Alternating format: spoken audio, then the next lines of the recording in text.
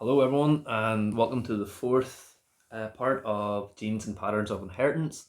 Today, we're going back to looking at Gregor Mendel's work, and today we're looking at dihybrid crosses. Now, we've just looked at his first law, and then we looked at exceptions to that first law. So, we're going to move on from that now to look at dihybrid inheritance. And this is the inheritance of two characteristics. Two genes found in different chromosomes are going to be looked at in these experiments. So in this second experiment, Mendel investigated the inheritance of two features of a pea plant at the same time. So dihybrid, di meaning two, for two different traits, and a hybrid meaning them coming together. So he would have chose two characteristics such as the height of the pea plant and the colour of the flowers, and set up crosses to obtain first and second generations. Once again, he consistently obtained specific ratios in the second generation and used his results to formulate his second law.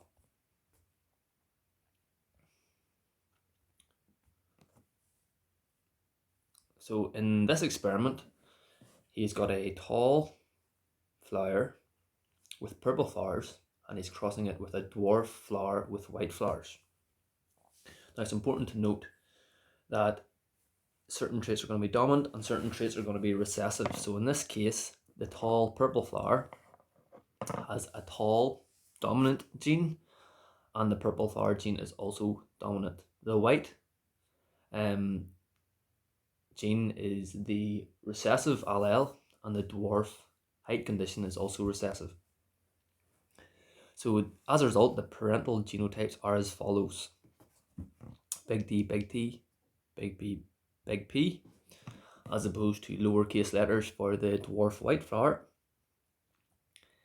All the gametes will be the same in this generation. So the gametes will contain, on the left here, the tall gene and the purple flower gene, whereas on the right we have the dwarf gene and the white flowered allele. So the first generation is as follows. It is heterozygous for height and heterozygous for its colour. This results in it being tall and purple, the same as the dominant parent. Mendel allowed the tall purple flowered pea plants to self-fertilise in order to obtain a second generation. So they were crossed. They were genetically the same, and they were crossed with each other. Now, the problem we have now is to determine the nature of the gametes produced by these plants, and use a Punnett square to determine the expected ratio of phenotypes for the second generation. And there's a little hint here. When determining the gamete types, consider the behaviour of chromosomes during meiosis. One member from each pair of homologous chromosomes, and therefore one member from each pair of alleles, is passed to the gametes. Okay, in other words, they're going to receive one version of the gene for height and one version of the gene for flower colour. So we've got a larger Punnett square than we're maybe used to having from GCSE biology, and the male gametes are as follows. So we could have one tall gene and one purple gene, tall and white, dwarf and purple, dwarf and white. And the female gametes are going to be exactly the same. As a result, we end up with the following cross. Tall purple flower, homozygous, dominant for both traits. Tall purple flower, homozygous dominant for height, heterozygous for purple. Heterozygous tall, homozygous purple,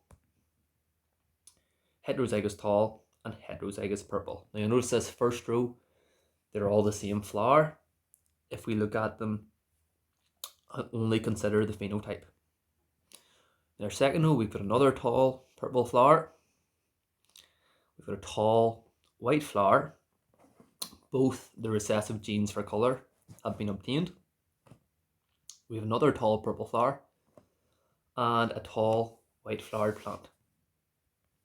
So far we haven't seen any short or dwarf plants. The reason being, in the female gamete, in both cases here, they contain the tall dominant gene for height. So all the plants in the first half of this Punnett square will be tall. In our next row, we have a tall purple flower again, which is clearly the dominant outcome, tall purple. And we have our first dwarf plant. It received the dwarf gene, the dwarf allele from both the male and the female gamete. So when they've came together, it is now going to be a dwarf plant. And we have a second dwarf plant in this case, and you'll notice here they all have purple flowers. We have another tall purple flower, tall white flower, dwarf purple flower, and a dwarf white flower. So you notice here that this is extremely rare. This is the first time we have a plant which is both dwarf and has white flowers. So the expected ratio is 9 tall with purple flowers, 3 tall with white flowers, 3 dwarf with purple flowers, and 1 short with white flowers.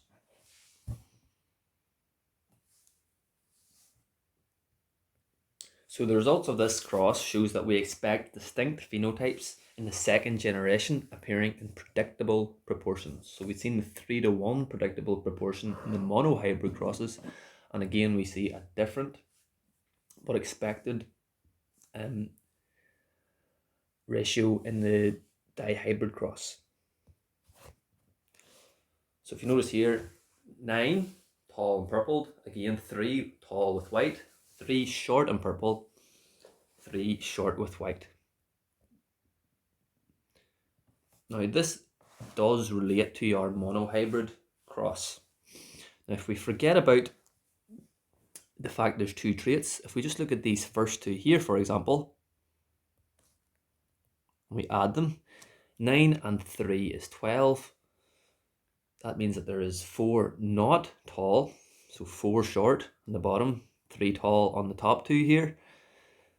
That results in a ratio which is 12:4, which cancels down to 3:1. And the same can be seen for the colour of the flowers as well.